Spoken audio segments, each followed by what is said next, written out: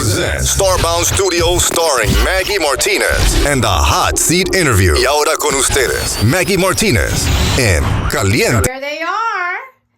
Dante Long. He's the pastor for seed planters at McDonough, Georgia, so visit his church. Dante holds a BA in Leadership Administration. And with us today, and this is awesome, we have Republican leader David Henrich. Welcome, David, to the show. Thank you. Thank you for having me. Thank you, Dante, for coming today. Thank you, Maggie. Well, our panel will be on air every Wednesday at 8 p.m. and we will be discussing those issues that affects you as a community and your family. Because everything, the bottom line is your family, right? So it's important that we know that all the decisions that President Donald Trump is going to do or take will benefit you or will affect you. We will be discussing this right here. And at the end of the show, we will tell you what you can do as a citizen in order to either go with the decision that President Trump is doing, or how can you battle the decision that he will be making for you? Because you elected him and it was overwhelming. So that means people in the United States decided that that's their president that they want. Please subscribe to the show. Click the little bell and also visit the website to see the show again and again at www.starboundpr.com. Remember, in YouTube is Starbound Studio, the hot seat interview with Maggy Martinez, so that way you can find it easily, okay? It's important that you know that I wrote a book. It's called The Secrets of Campaigning. All the secrets on how to win an election is here. You can find it in Amazon. It's The Secrets of Campaigning, so you think you can run. So it's important that if you are planning to run for office, that's the book that you have to read. It has all the secrets, okay? Well, gentlemen, what is a tariff? And a tariff is a special tax that is imposed on goods imported from another country. And you know what President of Mexico, Claudia Sheinbaum, already said, that she will make her decisions based on what the bills or laws or anything that President Trump will do. She will not go like by social media or anything like that. She will only go by the bills or the laws or whatever is going to happen. The same with Prime Minister Justin Trudeau from Canada. He already said that we could have some retaliation, so that's not a good thing for us. And President of China, Xi Jinping, already manifests that this has to have a big talk. So, Dante, during the show, Trump wants to increase 20% tax on every U.S. trading partner. And if people don't know who are the U.S. trading partners, those are China, Canada, and Mexico. And he intends to impose a 60% tariff of all imports coming from China. And you over there listening, what's a tariff? A tariff is just a tax. So it's important that we understand when we say tariff, what is it about? Dante. So, Maggie, you bring up a very good point about the tariffs that are being imposed, the potential tariffs. But before we get into that, I want to talk about the tariff that was used as a strategy concerning the president of Colombia.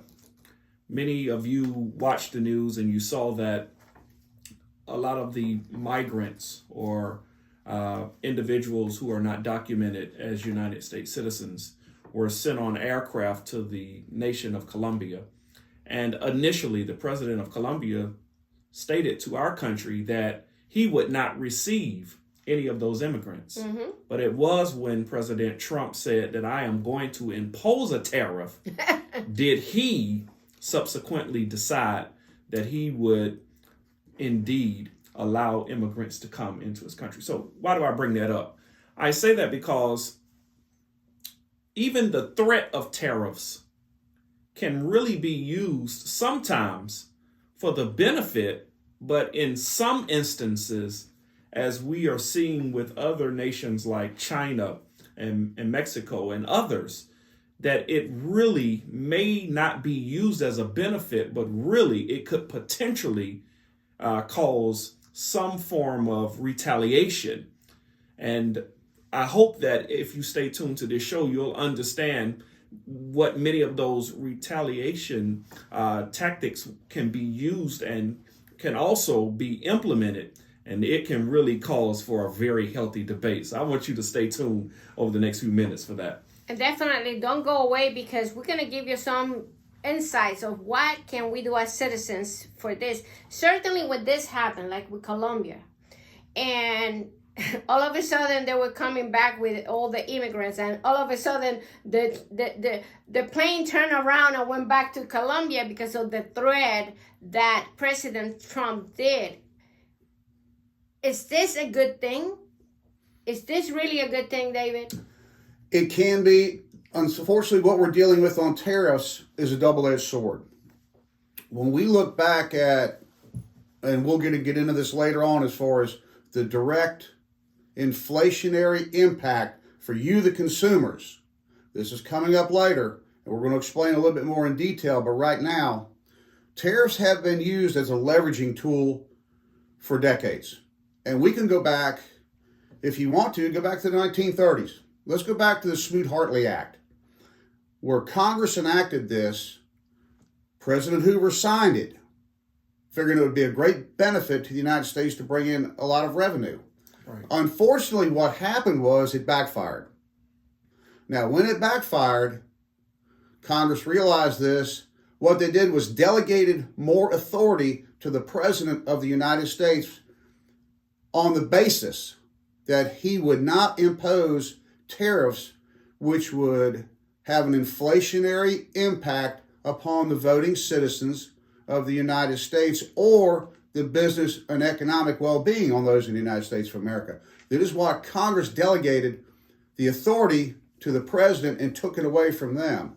However, as we have seen, for the last 85 years, things have gone smooth. Up until, say, 2018, 2019, did the president act on his ability to impose tariffs and trade partners of the United States. So when we were importing things, the benefit hopefully would have been bring more manufacturing back to the U.S. Unfortunately, as we will talk about, there can be consequences for the actions. Certainly, one of the things that Trump wants to do is drill, baby, drill. That's what he said. And in a sense, I think, and this is just what I think, he wants to have the control of our crude oil in order not to depend so much on Canada or Mexico. Mexico is the second largest import for crude oil in the United States, and Canada is the first for crude oil in the United States. So these are our neighbors, and certainly if we are going to do this, we might have a oligopoly, which means it's a market structure where all small numbers of company control the market.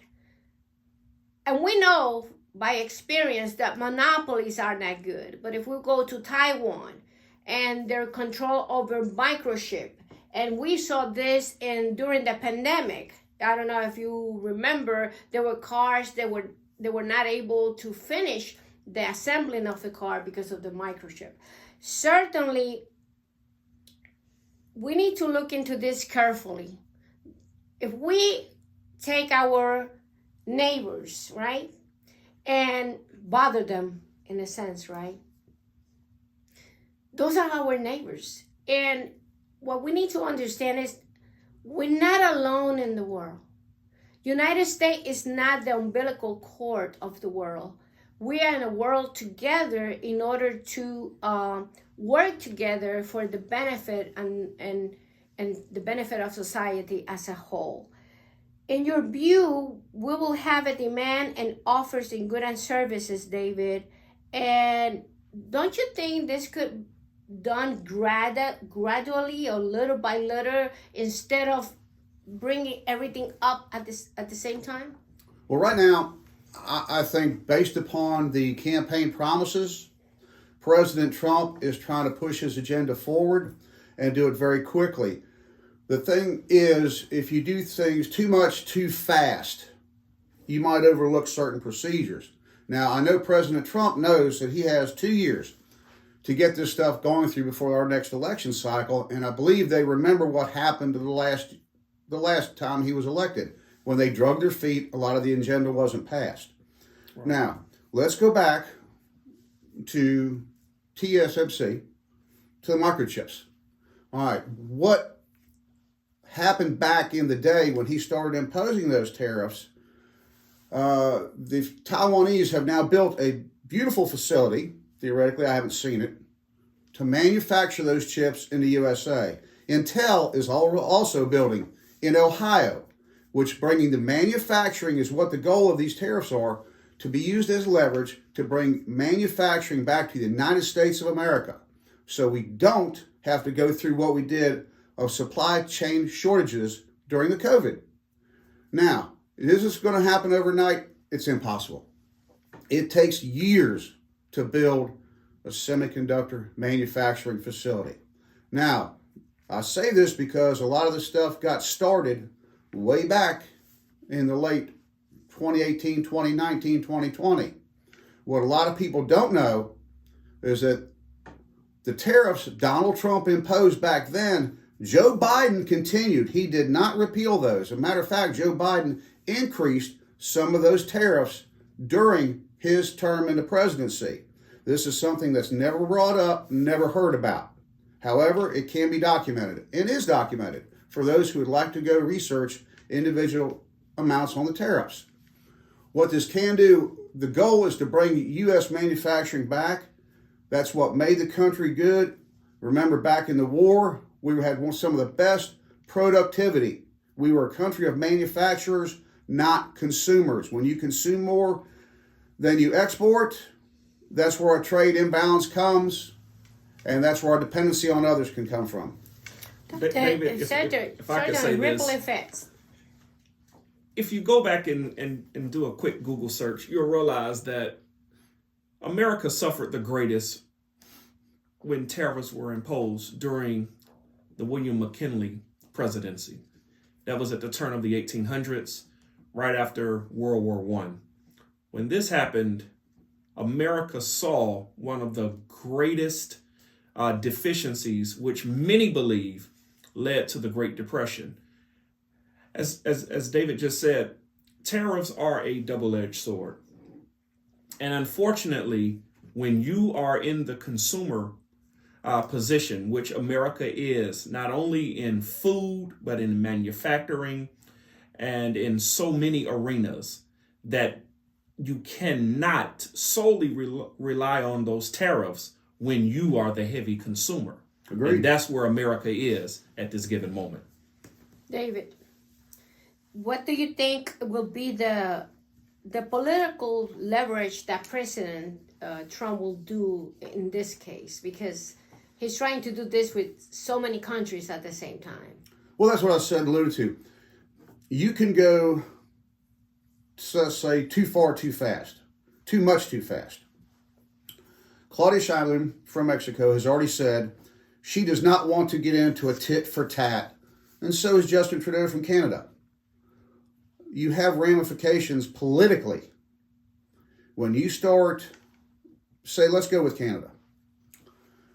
People up in Minnesota, Michigan, Wisconsin, for instance, they depend on a lot on that Canadian infrastructure as far as getting oil, and people don't understand electricity. Mm-hmm. So now, if you start having a little tit-for-tat war and you start jacking things up, okay, I'm going to charge you, I'm going to we got 65% of our oil right off the top of my head coming from Canada due to the Keystone Pipeline. All right, when we go to that and start, I'm going to raise the oil, I'm going to raise the oil, ultimately, the company is going to pass this down.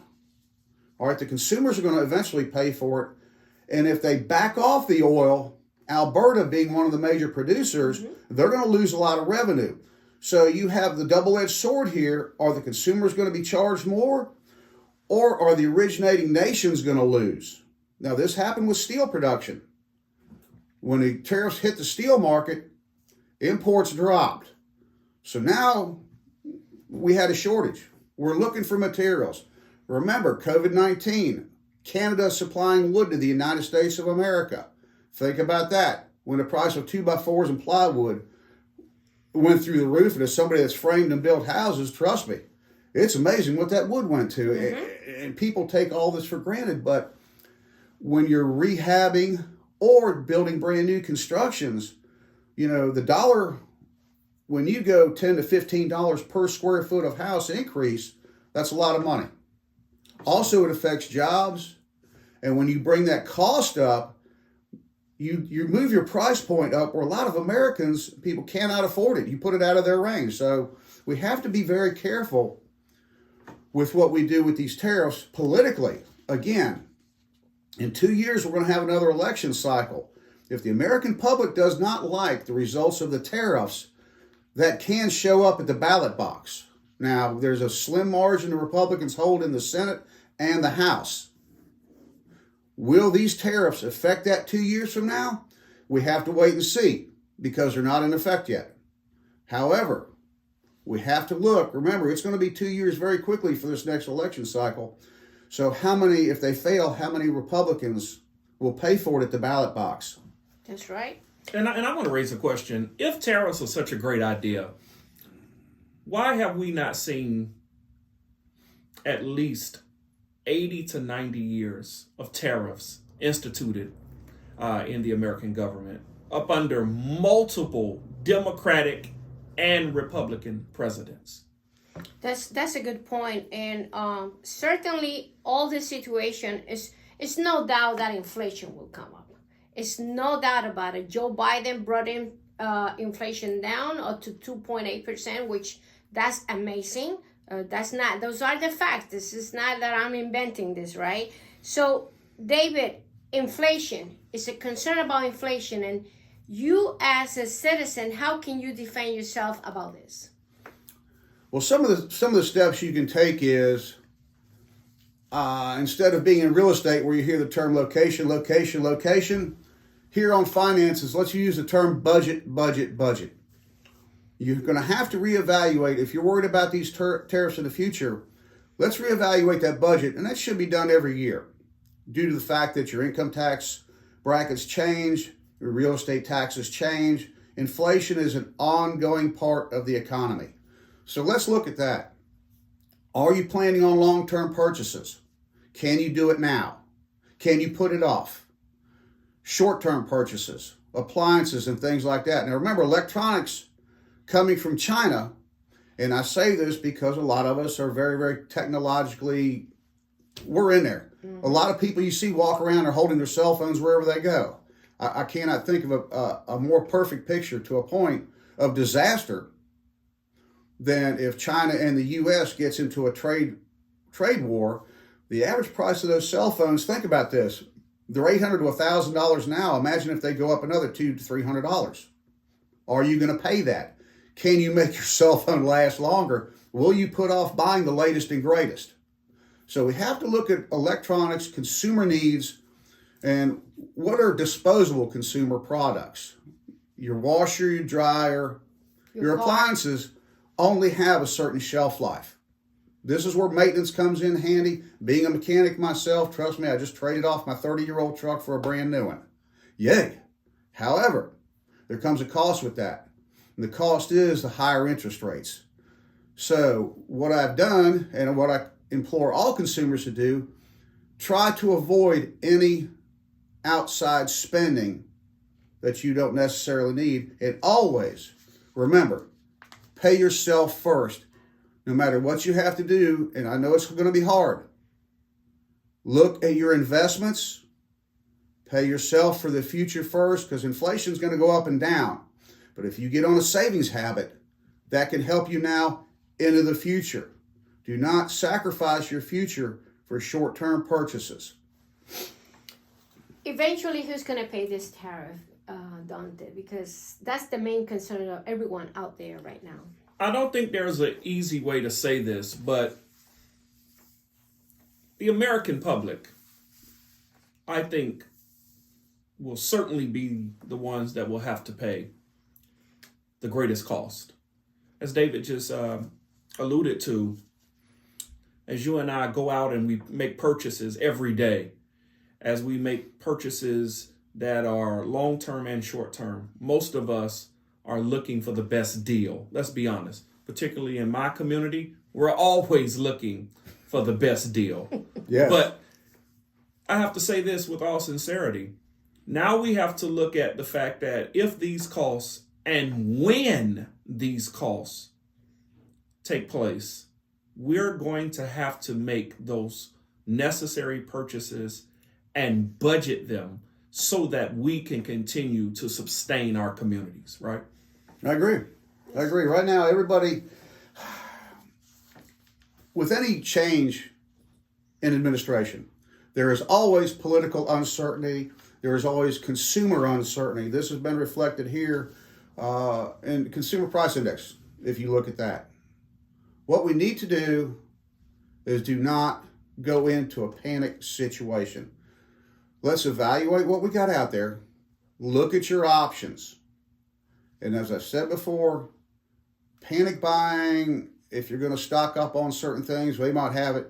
And I'll go back to the COVID, where everybody decided to make a run on toilet paper. Yeah. I don't know how long you think, and I'm sure there's probably people that still have hand wipes and toilet paper they're still using from buying it 2 years ago when they bought a buggy full. I mean, if you've got that much problem, you might need medical attention. That's just my opinion. But folks, we need to use a little bit of common sense here.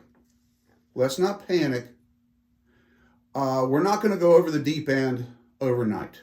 There's checks and balances, no matter what people think. Executive orders are one thing. However, they don't all happen instantaneously.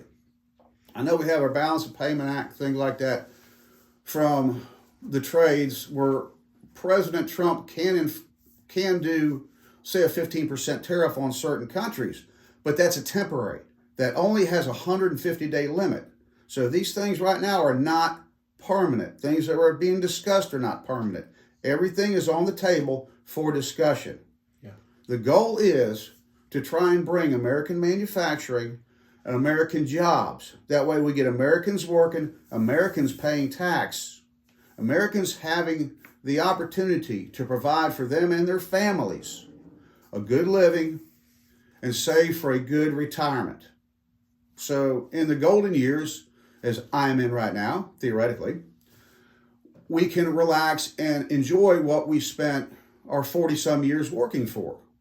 So remember, little common sense, don't get involved in the hype. Just let it go. Well, what about competitive advantage that other countries have? For example, what about low-cost labor compared to the United States, Dante? Because this is something that sounds so good, but in reality it's not. We are competing to low-cost labor from other countries. Sure. Well, we've been knowing that nearly for a quarter of a century, that the American worker is the most expensive worker in the world. But with that being said, it's still incumbent upon us to manufacture as much as we possibly can and to create as many products here in America that we can. This is why we still employ everybody who can possibly start a business to do just that, because it's going to allow you to control more of your ability to compete in this market and not only compete in this market, but to thrive in this market. So I think that we now in America have to realize that if we're going to compete in this global economy, we cannot price ourselves out of it, but we really need to look at how can we produce it, sell it, and keep it in our community. I agree with that. I mean, since I used to work for Eastern Airlines, I'll go back to Airbus Industries. France, no matter what it takes, if they had to build those planes at a loss to compete with Boeing and McDonnell Douglas back in the day, they underwrote it. the government would subsidize the industries. Right. We have a lot of our shrimp, since we're here in Georgia. We get a lot of our shrimp, unfortunately, from Thailand. They're imported. Reason being, it only costs them, due to subsidies and low labor costs, which everybody in the human rights organizations have complained that you have these kids, you have low wages, they can't make a decent living, and you hear about all this, but we have to compete against that. Now, on the flip side, the American worker is a very good worker. What we need to look at is where we have lost our productive edge. Now, the Labor Department has laid waste and laid claim to the fact that, unfortunately, people with cell phones, and I know everybody out there can listen, and I know you understand what I'm saying when I say how many people are on the clock getting paid, but they're on their cell phones. We lose a lot of productivity that way. That's just not my word. That comes from the government. That comes from think tanks. That comes from research. So if we are going to compete, as Dante said, on the global market, we have to reevaluate ourselves. How can we as American workers compete in the global market? Definitely, tariff has a correlation with trades. And when we say free trades, they're not really free, but that's how they call it. The free trade that we have here in the United States, where our trading partners are Canada, Mexico, for example, where, for example, we trade from Canada wheat and margarine. And with the United States, we trade many stuff that goes to Canada. But it's not really free. It's just that you don't impose a tariff over those specific goods. But it's important that you know that there are 4 types of tariff. One is the applicable specific tariff, the compound tariff, the ad valorem tariff, which is in Latin according to the value of whatever goods is, and the tariff quote. We need to really impose all this and make sure that the bottom line is that you as a citizen can have those goods and your food is not going to be more expensive of what it already is. So what is your take about this, David? Well, what we've seen so far from the tariffs, when you talk about imposing them, there is a backwards. Now remember, we used to be major problem with China. Okay, China was our major one. Now, a lot of those manufacturers have moved their companies of manufacturing over to Mexico. So that's one of the results of having tariffs imposed. They moved it to Mexico. Here's where we have to be careful. By moving the manufacturing to Mexico, and other places, say Vietnam, things like that we trade with, but they have not been put on that list. This is where the consumers are going to have to look at where your products are made at. By buying from countries who do not have tariffs imposed on them, you can get a good quality at a lower price. Hopefully, Claudia Sheinbaum, Mexican president, has said that they are going to expand. They're doing what Donald Trump wants to do here in the United States. She made this perfectly clear that she does not want to get into a tit-for-tat tariff war with the United States. She's going to put Mexico first. So we have to be careful. We have to protect the American consumer, the American worker, which is the American taxpayer, which pays our bills. So we don't want to get into... We want to look at what they're doing and work with them, because we wanted the manufacturing out of China, which has happened. It moved to Mexico. It moved to Vietnam. It moved elsewhere. Okay, indirectly, we got part of what we wanted. However, let's not, as Mom used to say, you don't want to cut off your nose to spite your face. Keep our trade partners. I know the North American Free Trade Agreement, yes, any agreement, I promise you, there's nothing 100% perfect about it. And that's just the way life is. It's not 100% perfect. But we must work together with each other. We have to have we have Democrats and Republicans that work together. We're still alive. We're still walking. And we're okay with that. But that's, in this world, in a global economy, that's what it's going to take.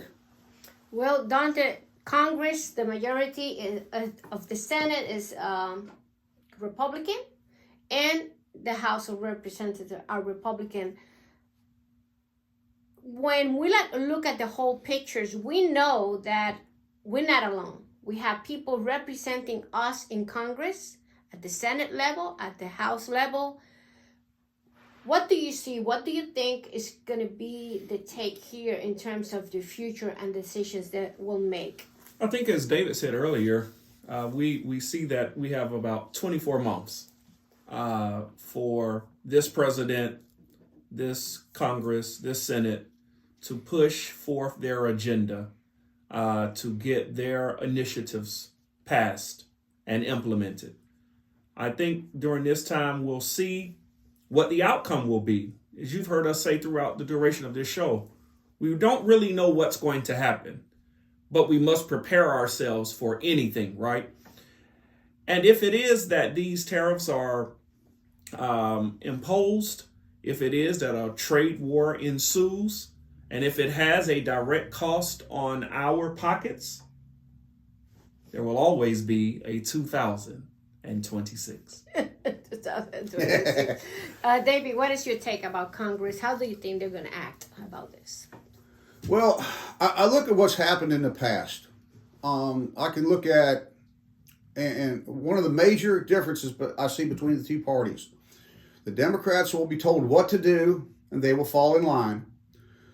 The Republicans will be told what to do, and they will stand up and argue about it. And that's just the way it is.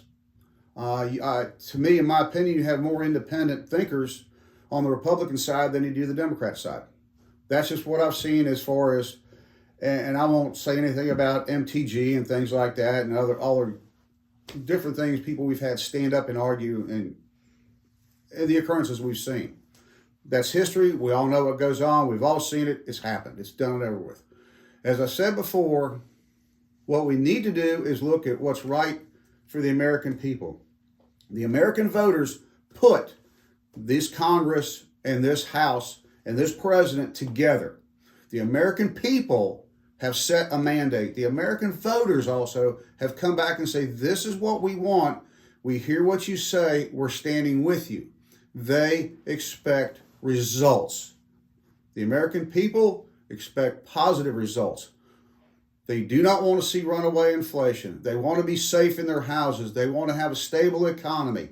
They want to have jobs and a future they can depend on. They want their kids to be safe. They want safe neighborhoods where their families can exist. They don't want to be scared every time they get in a vehicle of being carjacked or having their house broke into when they go away to work to provide for their families. So the mandate has been put forth. The gauntlet, the Republicans have now got to go down the gauntlet they set. What we're going to see in the next 2 years, will they accomplish this? Well, we are talking with Republican leader David Heinrich, and we are talking also with Dante Alon, a state member for the Democratic Party and pastor for his church. Did you agree to what he said in terms that Democrats only follow? No, I think just like any organization, you will have those loyalists. You will also have those moderates, and you'll also have those outcriers. So I think that's found in both Democratic and Republican parties, respectively. I think what we really want to say here today, though, is that it is imperative that when this position of power is given to any political party, that they do their best for the American public, whether that's Democrat or Republican, right?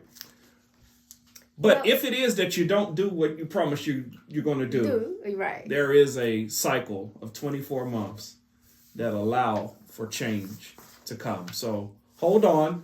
If you like what you're seeing, keep it going. If you don't, you can always opt out and try again. Well, David, what is your conclusion for today's show? Ladies and gentlemen, hopefully we've answered some of your questions, give you some information. We try and just present the facts. Yes, we have a couple little opinions. We laugh at each other, but I believe overall we're trying to get you the realization of what is going on, of what is happening, and try and keep it just very basic and simple.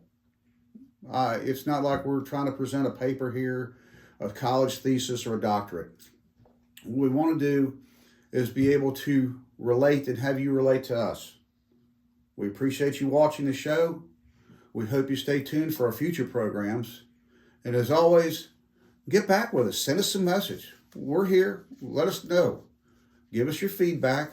And we do appreciate your time and your effort that you put forth to watch this. And we're hoping you come back, stick with us, stay with us. And as always, hang in there, folks. Friday's coming. Dante.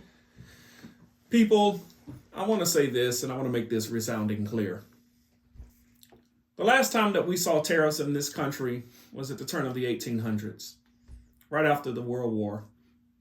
It was so bad that many believe it was what forced us into the Great Depression. I wonder why for the last 80 plus years, no other president until our current president decided to employ tariffs. There is an old saying that if you don't learn the lesson the first time, you'll repeat it until you learn it. Now, what am I simply saying? I don't think that tariffs will have a positive impact upon anybody, no matter if you're Democratic or Republican. But I will say, if you employ upon yourself to make the smart decisions, and if you look to stimulate the economy by becoming a producer and not just a consumer, then I think you're going to be okay. Thank you for watching this show and continue to stay tuned to the hot seat each week. Well, we listened today to the tariff and how this will help us or affect us. Certainly, changes always bring doubts, and how efficient those decisions will benefit our society. That's something that we will see. But take precautions, like David and Dante said. Don't try to buy a Japanese car if they make this decision, because it's going to be very expensive. But thank you so much, David, for coming to the show, our Republican panelist. And thank you, Dante, for coming to the show, our Democrat panelist. And this show now is going to go nationwide. And I hope the conversation that we brought today to you will clarify for you what is tariff and how this will benefit or affect you. This is Maggy Martinez, the Hot Seat Interview. Until next time.